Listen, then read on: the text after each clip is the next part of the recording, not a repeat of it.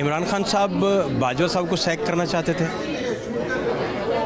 इमरान खान साहब जो हैं वो अप्रैल के महीने में जनरल बाजवा साहब को फारग करके तो अपनी मर्ज़ी का आर्मी चीफ लाना चाहते थे।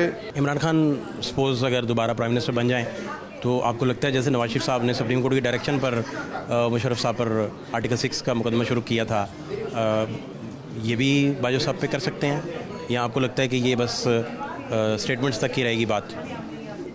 इमरान खान का तो मुझे पता नहीं है, लेकिन शहबाज शरीफ साहब के पास सबूत मौजूद हैं कि बाजवा साहब पाकिस्तान में मार्शल लॉ लगाना चाहते थे। तो अगर शहबाज शरीफ साहब चाहें तो वो भी उनको आर्टिकल 6 में ट्राई कर सकते हैं। मीर साहब, जब भी मुल्क में सिविल मिलिट्री कॉन्फ्लिक्ट शुरू हो जाता है किसी गवर्नमेंट के साथ, तो ये होनी है या इसे टाला जा सकता है? आपका तजर्बा क्या कहता है?